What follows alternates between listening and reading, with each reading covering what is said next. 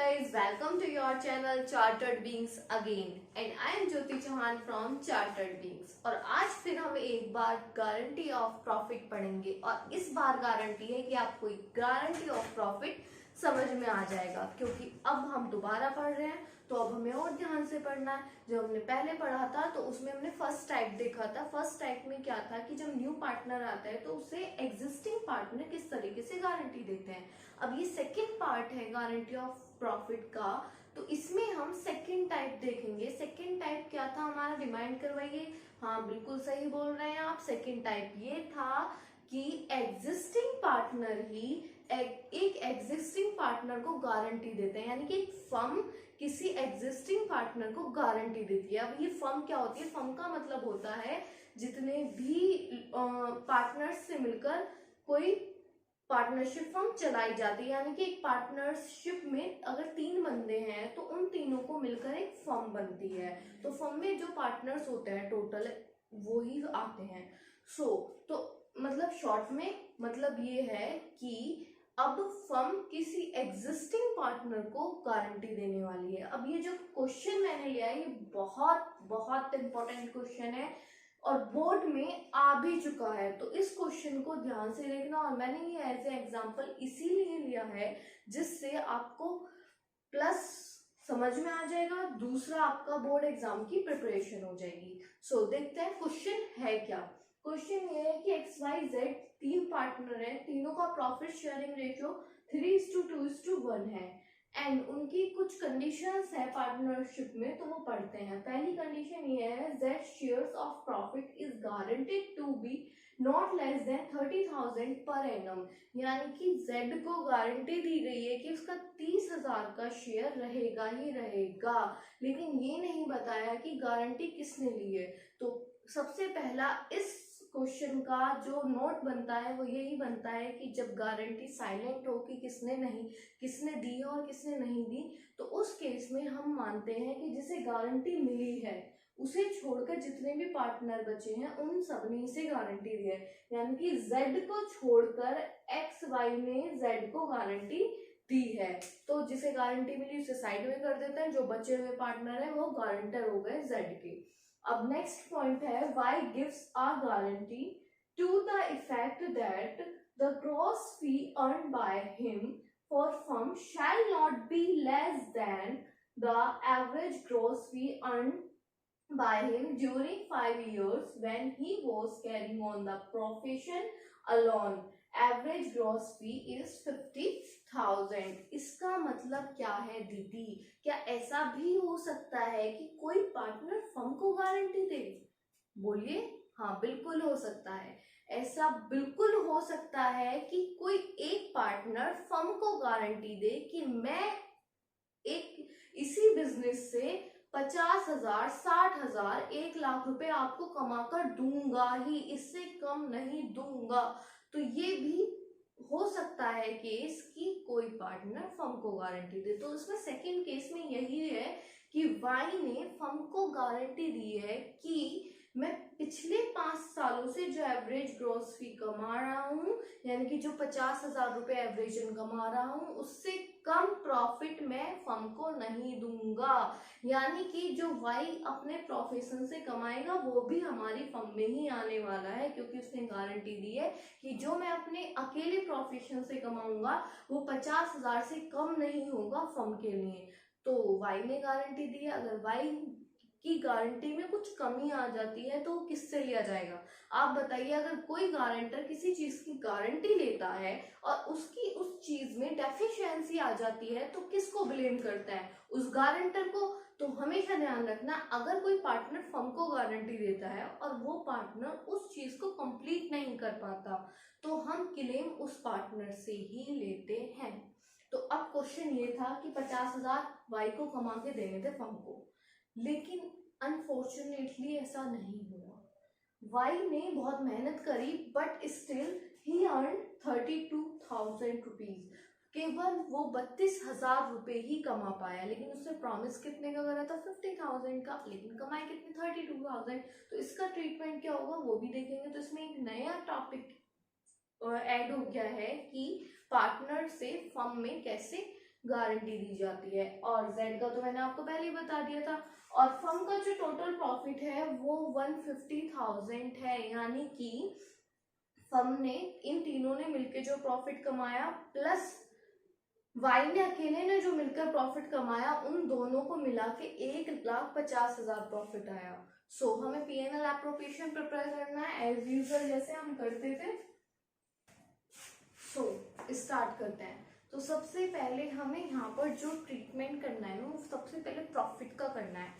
So profit कितना आना चाहिए इधर की साइड मैटर ये करता है कि हम यहाँ क्या लिखें, इस स्पेस में क्या लिखें। यहाँ क्या आता है, नेट प्रॉफिट आता है। और जबकि हमें पता है कि उसने प्रॉमिस किया था कि प्रॉफिट कितना होना चाहिए, जो तीनों मिलकर कमाएंगे वो, प्लस जो वाई 50,000 कम से कम कमाएगा वो, और ज्यादा कमाता तो वो भी ऐड करते। लेकिन वाई ने कमाया कम 32,000, लेकिन फर्म को उससे कोई लेना देना नहीं है। फर्म कहेगी कि तुमने हमें गारंटी दी थी तुम 50,000 का कमाओगे ही कमाओगे, और गारंटी में ये भी कहा था कि अगर मैं नहीं कमा पाया तो मेरे से क्लेम करना। सो फर्म को इससे कोई मतलब नहीं है। फर्म क्या कहेगी कि प्रॉफिट फॉर द ईयर, यानी कि 1,50,000 फर्म का प्रॉफिट है। जो तुमने 32,000 कमाया वो है इसमें, और जो फर्म ने कमाया वो है। अब 32,000 कमाया, लेकिन उसने प्रॉमिस कितने का करा, 50,000 का। तो हमने इसमें 50,000 में से 32 तो ऐड कर लिया है, लेकिन बचा हुआ ऐड नहीं करा है क्योंकि वो प्रॉफिट अर्न नहीं हुआ था। लेकिन जब वाई से लेंगे तो हो जाएगा। सो हम यहाँ क्या लिखेंगे, डेफिशिएंसी बाय वाई। जो वाई डेफिशिएंसी पूरी करेगा कैसे, उसने 50,000 का प्रॉमिस करा था बट 32 अर्न कर पाया, यानी कि वो 18,000 की डेफिशिएंसी है, उसे ऐड करके 168,000 प्रॉफिट होगा फर्म का। यानी कि फर्म कहेगी अगर तुम 50,000 कमाते तो हमारी फर्म का प्रॉफिट 1,68,000 रुपये होता, 168,000 रुपीज होता। तो हमें इससे कोई लेना देना नहीं है कि तुमने 32,000 कमाया। जो नहीं कमाया हम वो भी ऐड करेंगे, क्योंकि हमारे बचे हुए पार्टनर्स वो भी मांगेंगे कि तुमने गारंटी दी थी। तो हम यहाँ क्या करेंगे, हम यहाँ 150,000 लिखेंगे, क्योंकि पीएनएल में केवल 1,50,000 का प्रॉफिट ही शो हो रहा है। तो हम यहाँ 168,000 नहीं लिख सकते, नीचे लिखेंगे वाई कैपिटल अकाउंट। जी पार्टनर से जो भी लिया जाता है वो उसकी कैपिटल अकाउंट के थ्रू लिया जाता है, तो उसकी कैपिटल अकाउंट में से 18,000 रुपए हम ले लेंगे, तब जाके टोटल 168,000 का प्रॉफिट होगा। अब इस प्रॉफिट को हम इन तीनों पार्टनर्स में डिस्ट्रीब्यूट करेंगे। सो डिस्ट्रीब्यूशन कैसे होगा देखिए। सबसे पहले तीनों का शेयर निकाल लेते हैं, X share, Y share and Z share. Total profit कितना था, बिल्कुल राइट 168,000। दीदी कैसे निकाले शेयर, अरे भाई कितनी बार बताया है कि x का शेयर जो है उसे ऊपर रखो, नीचे इन तीनों का सम करो, 3 + 2 + 1 = 6, एंड इससे इसे डिवाइड कर देंगे और हमारा आंसर आ जाएगा। सो इसका आ गया 84,000, एंड y का निकालेंगे इसी तरीके से 168,000 इंटू 2/6,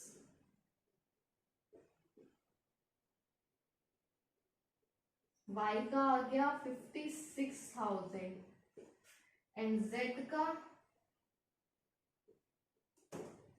1/6, z का आ जाएगा 28,000।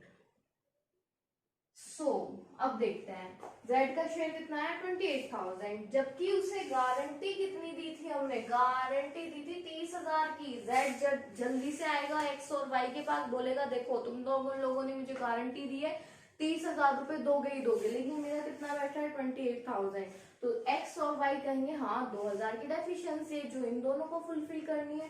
तो z कहेगा मुझे नहीं पता, मुझे तो अपना शेयर चाहिए। तो x प्लस वाई जो मिलकर देंगे वो शेयर 2,000 का होगा और 2,000 रुपए मिलके इसकी टोटल प्रॉफिट जितना हमने उससे प्रॉमिस करा था उतना हो जाएगा। लेकिन ये दोनों कैसे डिस्ट्रीब्यूट करेंगे? अब एक बात बताइए, इनका रेशियो क्या है? एक्स वाई जेड का ये रेशियो है। अब इसे तो गारंटी मिल गई, ये तो हट गया, तो इन दोनों का क्या रेशियो बच गया? ये बच गया। जब क्वेश्चन साइलेंट हो कि किस रेशियो में डेफिशिएंसी डिस्ट्रीब्यूट होगी, तो जो रेशियो उनका प्रॉफिट शेयरिंग रेशियो होता है उसी में डिस्ट्रीब्यूट हो जाती है, यानी कि डेफिशिएंसी इसमें डिस्ट्रीब्यूट हो जाएगी। तो यहाँ लिखेंगे जेड डेफिशिएंसी, और कितने की डेफिशिएंसी थी? 2,000 की, तो 2,000 इंटू 3/5। तो यहाँ आ जाएगा x के में से 1,200 रुपए काट लेंगे और कितने बचेंगे इसमें से? 82,800 बच गए x के, एंड y के 2,000 इंटू 2/5, यहाँ आ गया 800, एंड 800 जब माइनस करेंगे तो यहाँ आ जाएगा 55,200। इन लोगों का घट घट के प्रॉफिट 55,200 हो गया और 82,800 हो गया, और उसका प्रॉफिट कंप्लीट हो गया जितना कि उसने हमसे कहा था 30,000। अब यहाँ कैसे लिखना है? यहाँ हमें सिंपली लिखना है, जैसे हम लिखते हैं to profit transfer to capital account X Y Z.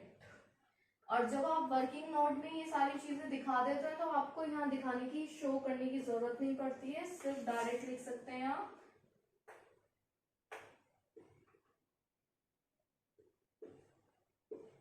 And total is 168,000 और इधर का टोटल भी आ जाएगा 168,000। दीदी ये तो बहुत इजी क्वेश्चन था। हाँ बहुत इजी क्वेश्चन था, इसीलिए इस इजी क्वेश्चन को देखते हुए मैंने आपके लिए एक और क्वेश्चन डिसाइड करा, बिल्कुल सेम एज इट इज यही क्वेश्चन है, और ये भी आपके लिए एक टारगेट है। एंड इस टारगेट का आंसर जो अगले 4 दिनों में देगा उसका नाम फिर से मैं अपनी वीडियो में अनाउंस करूंगी। एंड क्वेश्चन बहुत इजी है, सेम यही क्वेश्चन है, मतलब इसका बिल्कुल डिट्टो नहीं है बट सेम टाइप क्वेश्चन है। आपको ये क्वेश्चन समझना है, उसके बाद ये वाला क्वेश्चन करना है जो मैं आगे वीडियो में डाल रही हूँ, और उसके बाद कमेंट करना है और इस वीडियो को लाइक करना है और मेरे चैनल को सब्सक्राइब करना है।